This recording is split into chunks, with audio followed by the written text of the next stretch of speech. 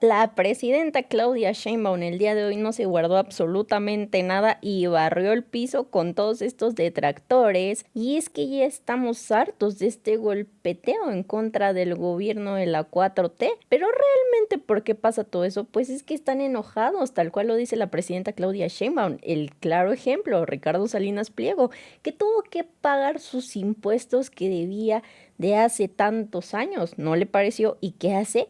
Golpetear al gobierno. Pues está enojado el señor de que tuvo que pagar. Y no solo eso, también los medios convencionales, aquellos periodistas que vivían del chayote, en cuanto les dejaron de dar dinero para hablar bien del gobierno, hubo problemas. Ahí sí todo lo malo pasaba, pero hasta de lo más mínimo ellos escriben. Y no solo eso, ahora también tenemos que lidiar con medios internacionales o con figuras internacionales como la señora Díaz Ayuso, la cual veneran los panistas. Y es que sus declaraciones recientes son de risa, pues dijo una sarta de tonterías que de verdad, ¿cómo es posible que los panistas alaben y quieran poner en pedestales a este tipo de personajes? Una completa burla, ella y los panistas. Pero vamos a ver el video, pues estuvo cargada de mucha información esta conferencia mañanera de la presidenta Claudia Sheinbaum y no puedes perdértela.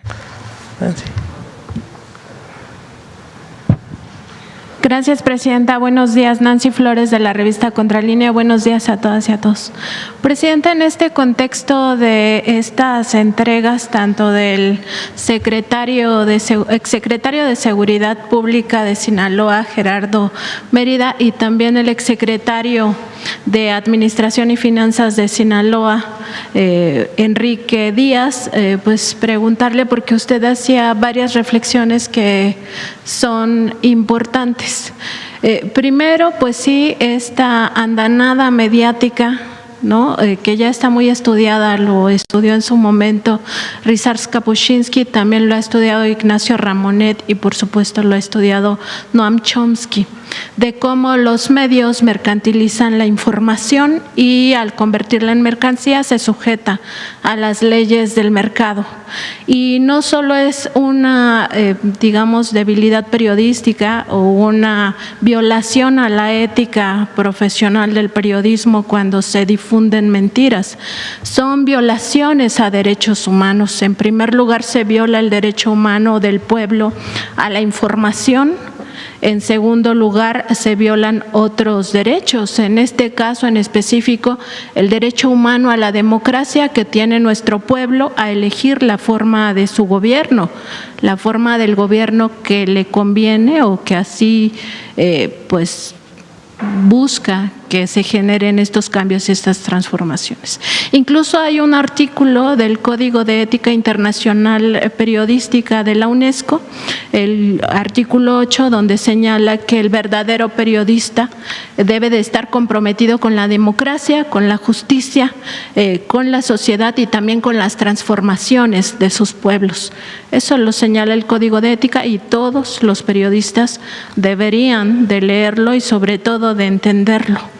En la época de Felipe Calderón, usted lo recordaba, este vínculo directo con el cártel de Sinaloa que tuvo Genaro García Luna, pero también hay que recordar que en 2011, cuando estaba lo peor de esa guerra contra el narcotráfico, pues Felipe Calderón pactó con los medios de comunicación, estas mismas corporaciones que ahora señalan que Morena es un narcopartido y que lo deberían de estigmatizar como un grupo que apoya el terrorismo a nivel global, pues esos mismos medios firmaron el silencio para no hablar de esa guerra y de ese contubernio entre el gobierno federal y el cártel de Sinaloa. Además, usted ha dicho también que se defenderá la soberanía y a mí me gustaría preguntarle de esto, de la defensa de la soberanía en un momento tan particular como el que estamos viviendo, porque justo se percibe una presión del gobierno estadounidense hacia México, hacia nuestro país, que afectaría, pues en sus términos, un derecho humano que es nuestro derecho a la democracia y también que podría de alguna manera impactar la relación, si no sería momento quizá de replantear esa relación con el gobierno estadounidense pues porque busca agarrar como piñata a nuestro país con apoyo de estos medios de comunicación. Y mencionaba usted también el caso de algunos comentócratas, particularmente de Raimundo Riva Palacio. Pues también habría que recordar que en los intelectuales pues hubo este contubernio con los gobiernos, el caso de Aguilar Camín, que pues recibía cheques de Carlos Salinas de Gortari, y nosotros en Contralínea publicamos esos cheques que vienen a cuento porque esos apapachos, le decía el propio Aguilar Camín, eso sí les gusta, ¿no? Tanto a las corporaciones mediáticas como a estos comentócratas. Y sobre las mentiras de los medios, pues que sistemáticamente violan derechos humanos y tienen responsabilidad sobre eso, presidente.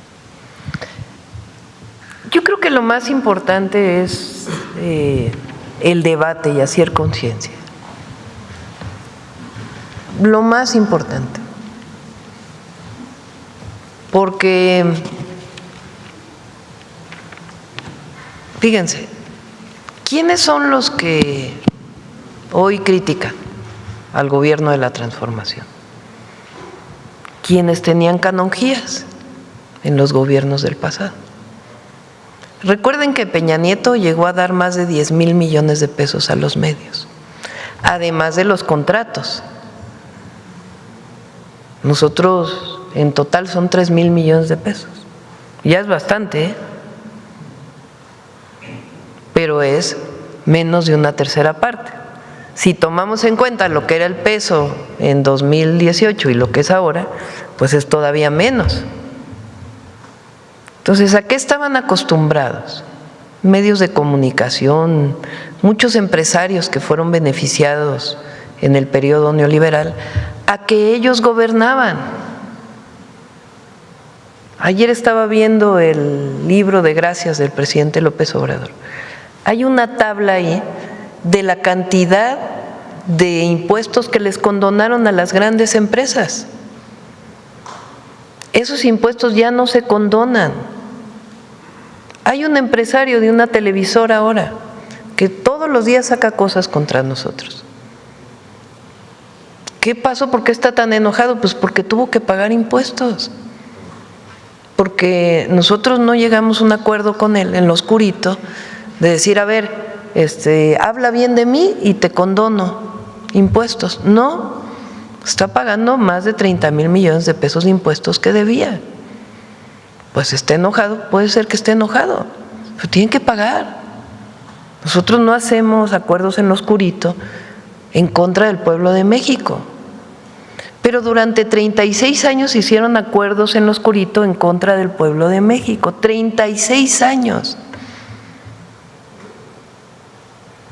De la Madrid Salinas de Gortari, que fue de los peores sexenios, en donde las empresas públicas fueron entregadas a privados y se convirtieron en multimillonarios los que recibieron esas empresas públicas. Y después Zedillo, que Zedillo siguió privatizando, hizo una deuda privada, el Fobaproa, deuda pública, y además entregó el gobierno al PAN porque se lo pidió a Estados Unidos, ya así para ser tan… ¿Quién lo dice? La Bastida, el candidato del PRI del año 2000. Y después el periodo del PAN, que en realidad no fue el PAN, era el PRIAN, porque gobernaban juntos. Fox, que prometió al pueblo de México que iba a haber democracia y le pagó con el desafuero de López Obrador y el fraude electoral del 2006. Y nada cambió, es más, los hijos de su esposa hicieron negocios al amparo del poder público. Y después Calderón, que llegó con fraude electoral y que aumentó los homicidios dolosos en México de 27 homicidios dolosos en promedio a 70 y tantos homicidios dolosos, y supuestamente combatía el narcotráfico. Y después se supo que apoyaba su secretario de Seguridad a un grupo delictivo. Y esos mismos, bueno, ayer saca Calderón, de veras es de pena ajena, una publicación en sus redes sociales, Todavía no ha dado la explicación de García Luna, ni de Rápido y Furioso, ni de tantas cosas que hizo. Y ahora acusa al gobierno de México. Y luego Peña y todas las corruptelas que vinieron después. Entonces, a partir del 2018 cambia el gobierno y se dice, se separa el poder político del poder económico. Y no hay vínculo con ningún grupo criminal. Y si alguien lo tiene, que sea sancionado, si hay pruebas. Pero ¿qué es lo que ocurre en México a partir del 2018 con los gobiernos de la transformación? Se recupera la soberanía, la independencia. Y aquí quien cuenta es el pueblo. ¿Por qué el pueblo de México lo entiende? Pues porque vive mejor, porque el recurso público se destina a la gente, porque se hacen más hospitales, porque se hacen más escuelas, porque se hacen carreteras, porque se hacen trenes, porque se hacen aeropuertos. Y porque 1 billón de pesos que antes quién sabe dónde quedaban, ni se cobraban los impuestos y se iban a los bolsillos de unos cuantos, se le regresan al pueblo en programas de bienestar. Más de 500,000 millones de pesos se están destinando a 14 millones de adultos mayores. Y tenemos una visión sustentada en nuestra historia, no lo copiamos de ningún lugar. ¿De dónde? De la riqueza cultural. Y desde Hidalgo hasta Lázaro Cárdenas.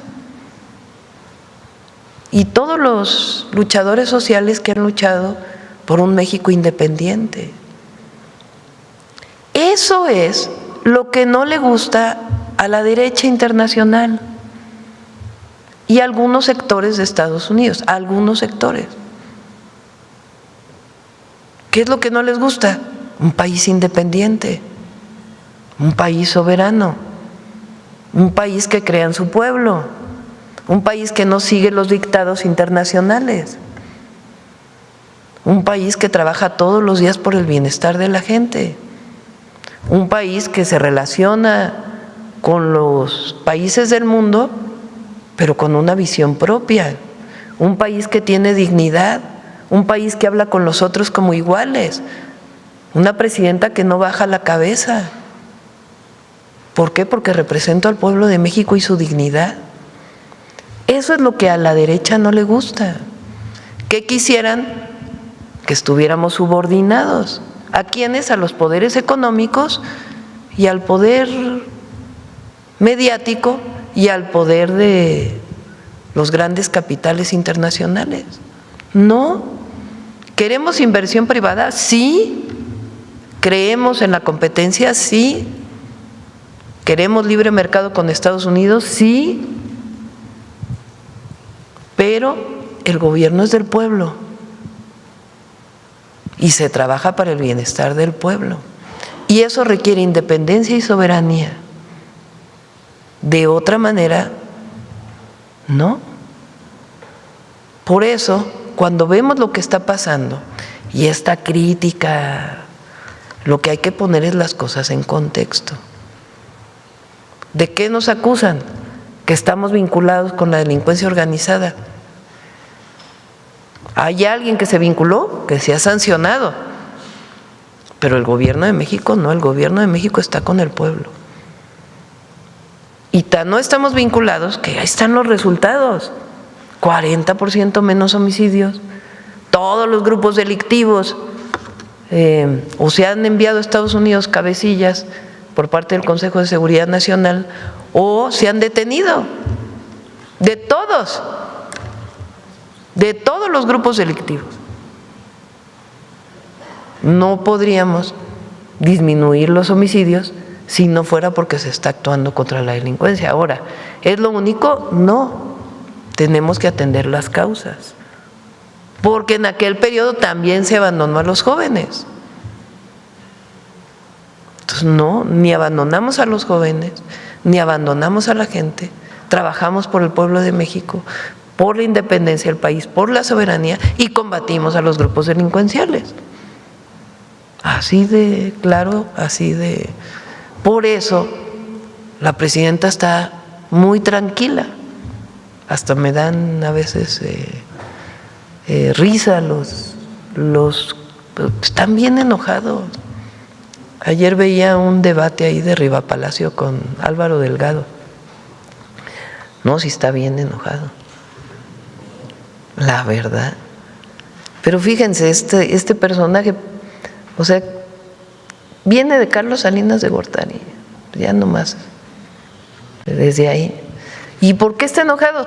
Pues porque no andamos en el chayote, para ponerlo claro. No le andamos buscando para decir, oye, no vayas a hablar mal de mí, ¿eh?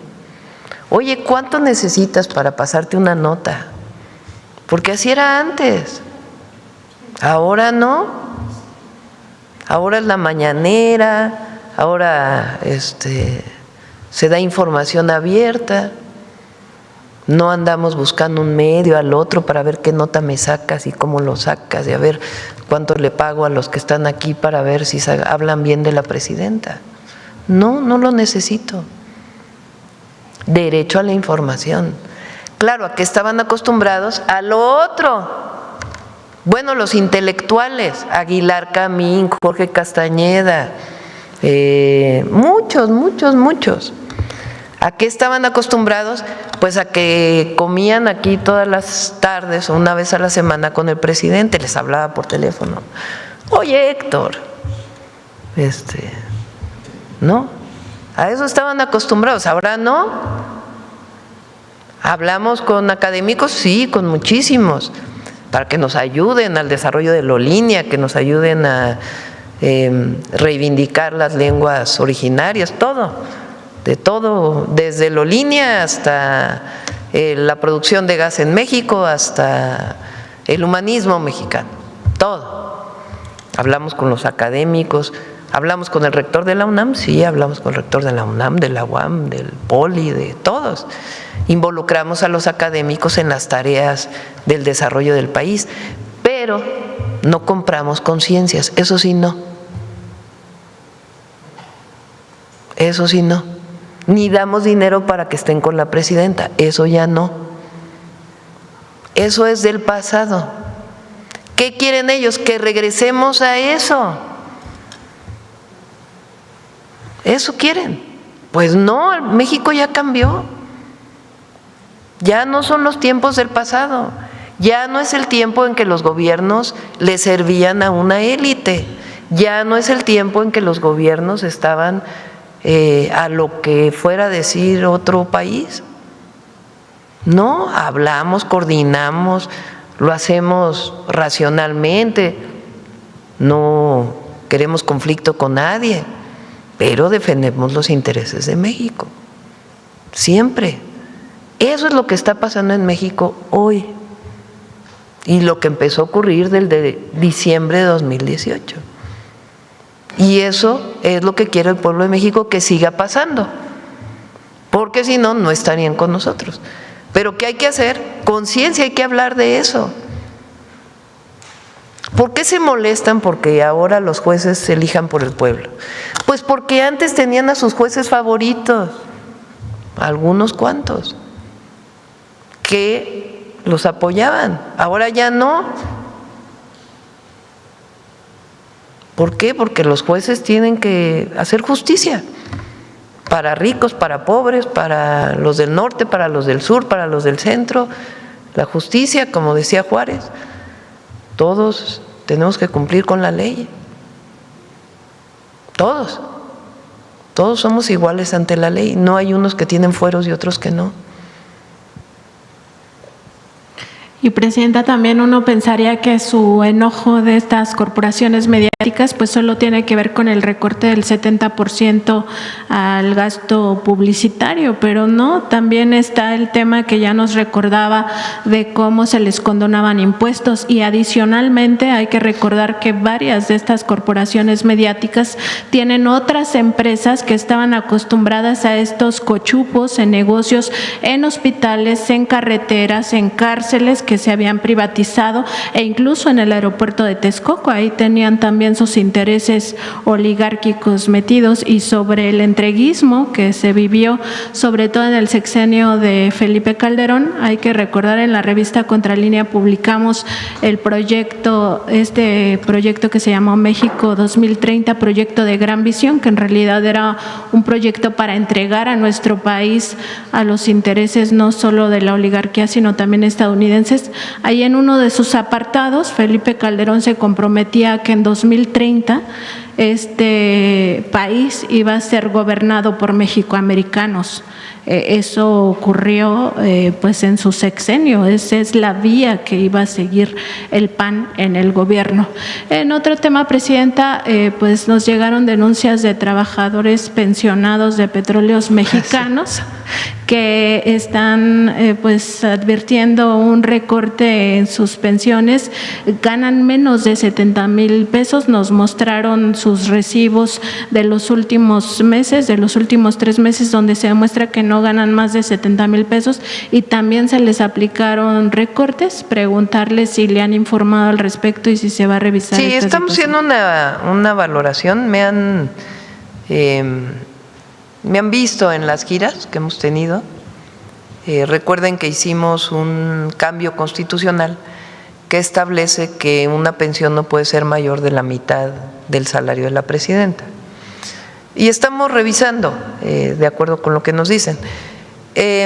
Aquí, cuando iba entrando el otro día, que estaba cerrada la puerta de atención ciudadana, que me bajé para que se abriera la puerta, porque había una manifestación y la cerraron y la gente estaba esperando. Entonces pasé por ahí y dije, no, a ver, que se abra porque no puede esperar la gente.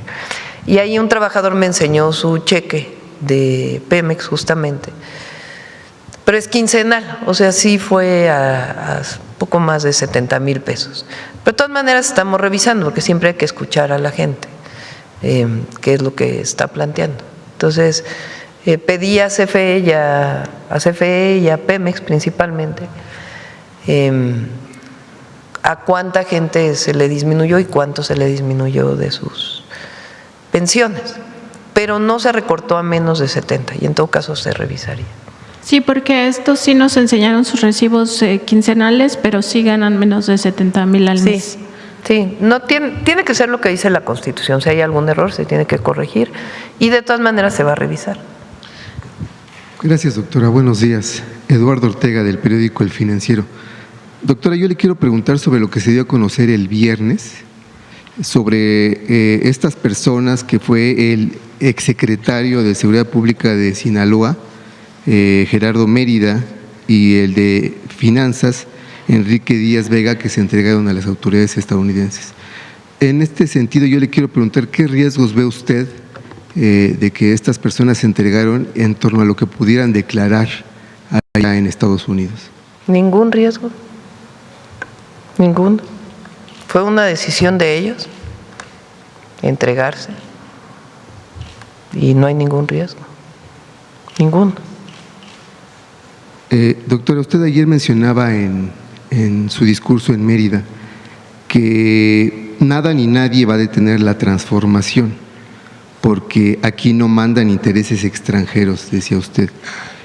En este sentido, y dado el contexto que hay en la relación con Estados Unidos, yo le quiero preguntar si usted no ve riesgo de que Morena sea declarado como una organización terrorista por los presuntos vínculos que tiene con los cárteles en México.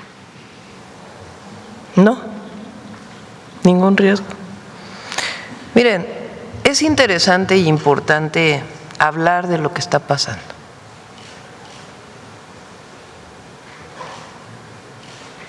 Y decirlo muy claramente.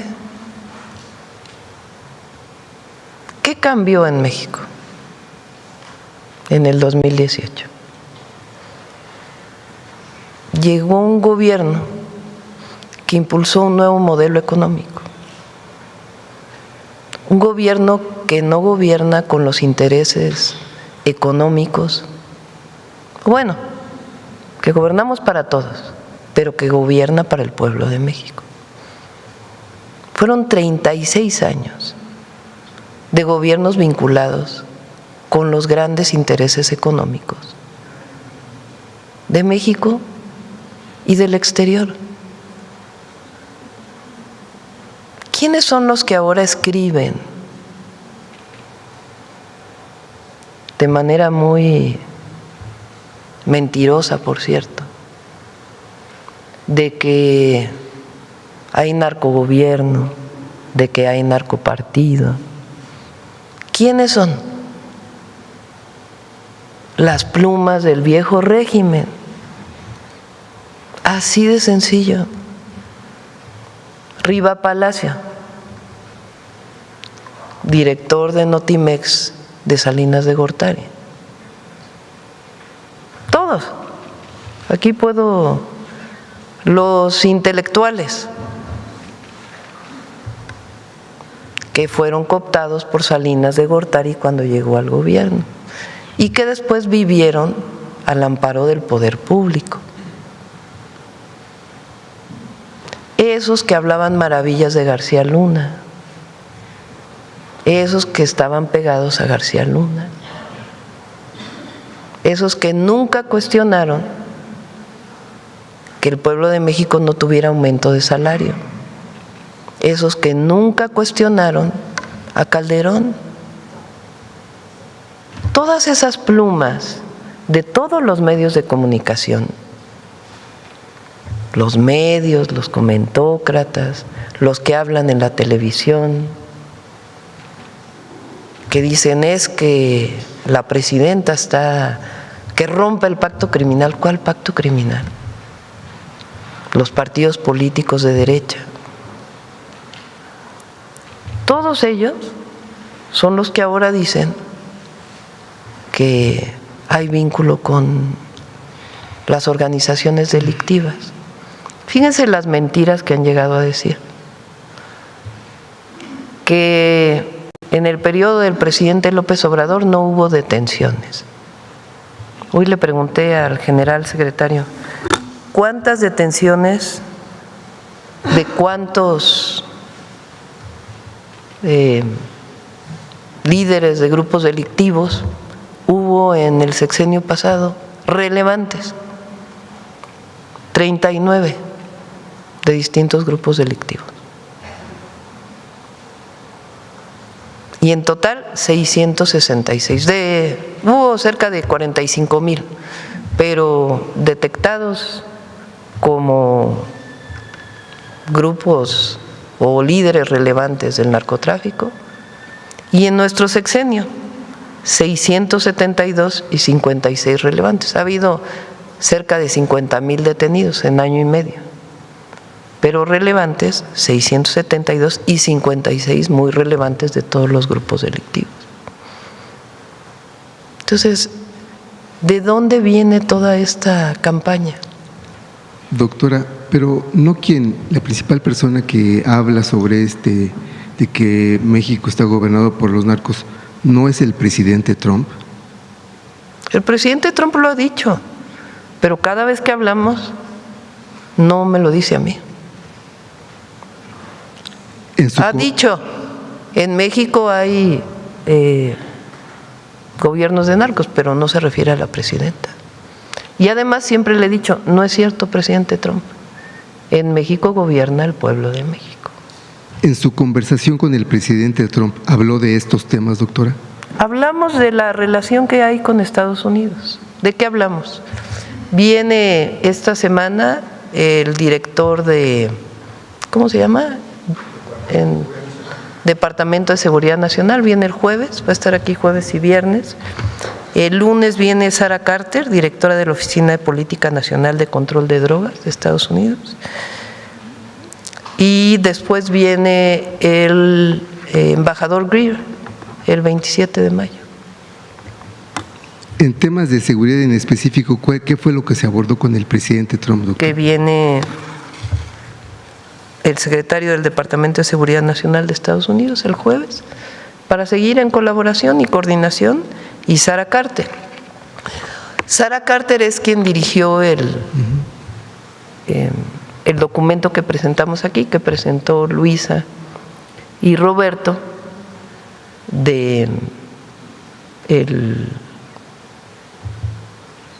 la visión de la prevención.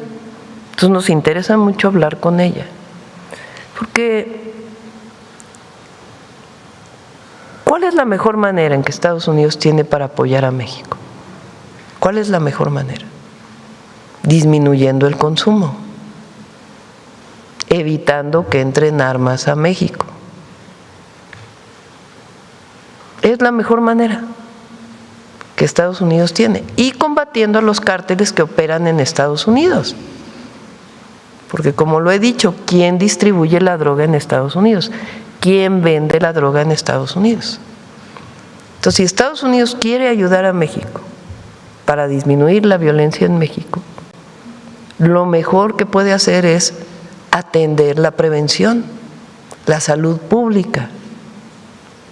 Afortunadamente hoy lo reconocen en un documento. ¿Qué otra cosa puede hacer? Disminuir la entrada de armas de Estados Unidos a México para no fortalecer a los grupos delictivos. ¿Qué otra cosa puede hacer? Combatir el lavado de dinero en Estados Unidos. Porque cuando se vende la droga en Estados Unidos, ¿dónde queda ese dinero? Entonces, por eso decimos coordinación y cada uno opera en su territorio. Información, claro que sí, pero cada quien opera, doctora, en su territorio. Entonces, ¿por qué digo que no hay riesgo? Ninguno. Pues como lo he dicho hasta ahora, sí hay pruebas que la Fiscalía actúe. Nosotros no tenemos nada, absolutamente nada que esconder, y no hacemos ningún pacto de ningún tipo, ni con criminales, ni de cuello blanco, ni criminales comunes, ni criminales de la delincuencia organizada. ¿Por qué hemos podido disminuir en 40% los homicidios? Pues porque estamos actuando todos los días. Entonces, ahora son todos estos que estuvieron de acuerdo con la guerra contra el narco, que estuvieron de acuerdo con la intervención de Estados Unidos en México. Porque hay que decirlo así. En la época de Calderón, las agencias de Estados Unidos operaban en territorio con la Marina y principalmente con la Marina, en una visión, además, de eliminar a cualquier persona fuera del marco constitucional. Esa era la participación. Estados Unidos quiere que vuelva a ser igual, y que hemos dicho, no puede ser igual. ¿Por qué?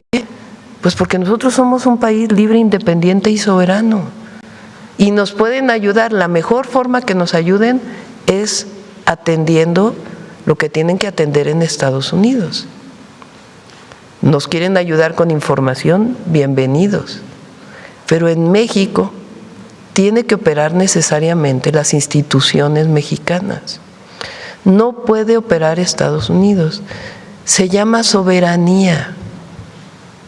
Y no podemos olvidar los mexicanos lo que ha costado la soberanía y la independencia de México.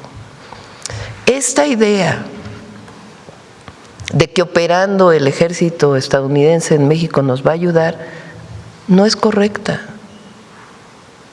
Nos pueden ayudar con información, nos pueden ayudar pero sobre todo ayúdenos allá, eviten que entren armas a México, disminuyan el consumo, porque aquí quien tiene que operar son las instituciones de la ley en México. No podemos olvidar de ninguna manera que somos un país independiente y soberano.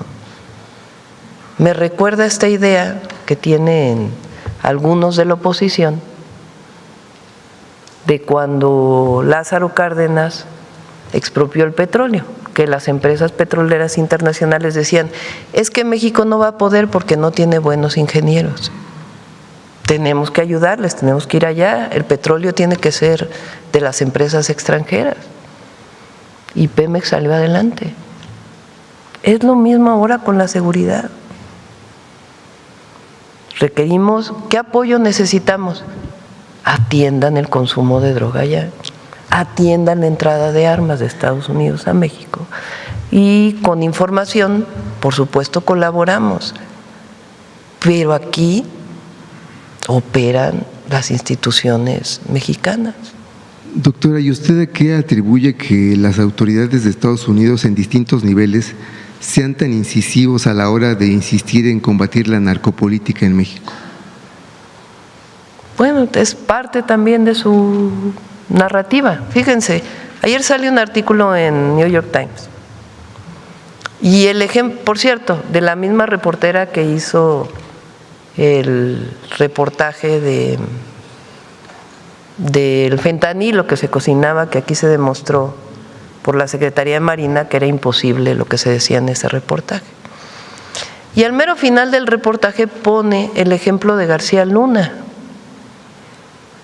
como la prueba contundente. Es como cuando entra el presidente Trump y sacan un artículo, o bueno, sacan un decreto de la Casa Blanca, y el ejemplo que ponen es García Luna. Entonces, que quede muy claro, nosotros no vamos bajo ninguna circunstancia a cubrir a nadie. Pero ¿por qué están interesados tanto en México?